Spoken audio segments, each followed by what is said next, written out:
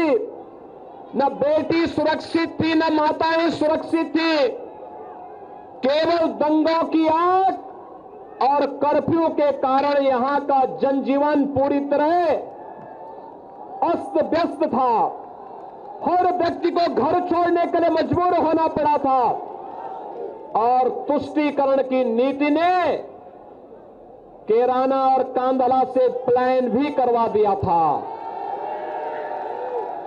भाइयों बहनों, जब मार्च 2017 में भारतीय जनता पार्टी की सरकार बनी थी, पहले जब 2013 में दंगे हुए थे, मैं पहला सांसद था जिसने संसद में मुजफ्फरनगर के दंगों के बारे में सरकार को घेरने का काम किया था और समाजवादी पार्टी की सरकार और उनके मंत्रियों की ऐसी की तैसी वहां फेरने का कार्य किया था। भाइयों बहनों, मुजफ्फरनगर का दंगा सत्ता के संरक्षण में हुआ था और कोई भी स्वाभिमानी व्यक्ति उन दंगों को न भूल सकता है। और उन दंगों के कारण जिस सचिन और गौरव नाम के युवा को अपने आप को बलिदान करना पड़ा था, केवल इसलिए क्योंकि दोनों युवा बहन की रक्षा करने के लिए गए थे, बहन की रक्षा करने के लिए गए थे। कोई भी भाई जिसने अपनी कलाई पर रक्षा सूत्र बांधा है, अपनी बहन की रक्षा करेगा। और सचिन और गौरव जैसे वीरों ने भी यही कार्य करने के लिए वे गए थे कि भाई हमारी बहन को क्यों छेड़ते हो, लेकिन उनकी हत्या कर दी गई।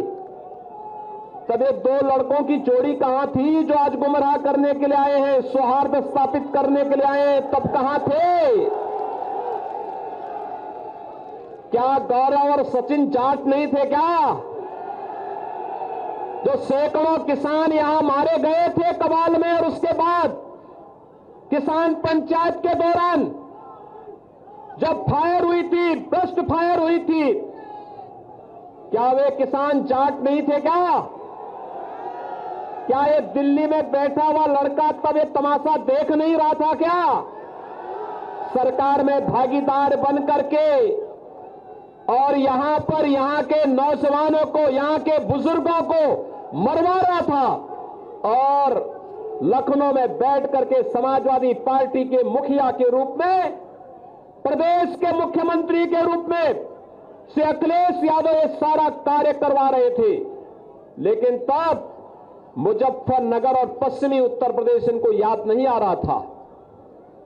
भाइयों बहनों, मैं आज आपको यही याद दिलाने के लिए आया हूं। निर्दोष नौजवान मारे भी गए थे, निर्दोष किसानों के ऊपर गोलियां चलाई गई थी, और भाइयों बहनों, इन निर्दोष नागरिकों को फिर बाद में जब यहां पर बचाने के लिए आए थे संजीव बालियान, उमेश मलिक, सुरेश राणा, विक्रम सैनी, इन सभी लोगों को उठा करके जेल में बंद करके राष्ट्रीय सुरक्षा कानून में बंद कर दिया था। इनकी गलती केवल ये थी, इन्होंने अन्याय के खिलाफ आवाज उठाई थी, इस अत्याचार और दंगों के खिलाफ आवाज उठाई थी। लेकिन भाइयों बहनों, आज मैं आपसे कहने के लिए आया हूं, 5 साल में कोई दंगा हुआ? क्या कोई दंगा करने का दुस्साहस कर पाएगा?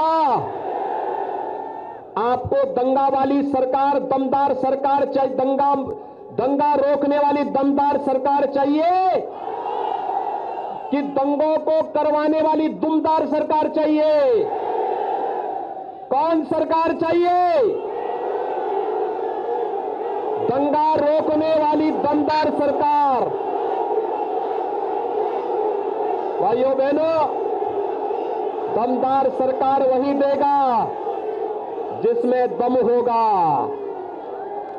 आप देखें ना, यहां के एक गुंडे दंगाई, और मैं तो फिर कहने के लिए आया हूं, इनको बुरा लग रहा है, लेकिन मैंने यही तो कहा, 4.5 सालों तक ये लोग अपने बिलों में घुसे रहे, और जैसे चुनाव की घोषणा हुई, चुनाव से बिलों से रेंगते हुए बाहर आकर के फिर से फुफकारने लग गए हैं कि सरकार बनेगी तो देख लेंगे। और मैंने तो यही कहा था भाइयों बहनों, मैंने यही कहा था, मैंने कहा लगता है अभी पहली बार बिल से निकले हैं, कुछ गर्मी ज्यादा लग रही है, ये गर्मी भी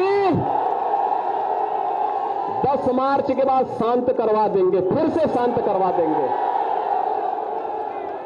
ये गर्मी शांत करवाने के पक्षधर है ना, ये दंगाइयों को, इन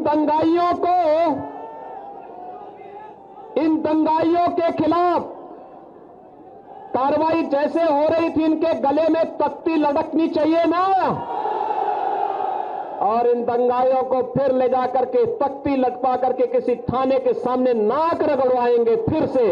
आप देखना 10 मार्च के बाद यही कार्य करेंगे। और भाइयों बहनों, मैं तो यही कहने के लिए आया हूं, हम लोगों ने तो कहा है, वही कहने के लिए मैं आया हूं। भाइयों बहनों, हमारी सरकार विकास भी कराएगी, बेटियों को सुरक्षा भी देगी, व्यापारियों को सुरक्षा भी देगी, किसान का सम्मान भी करेगी,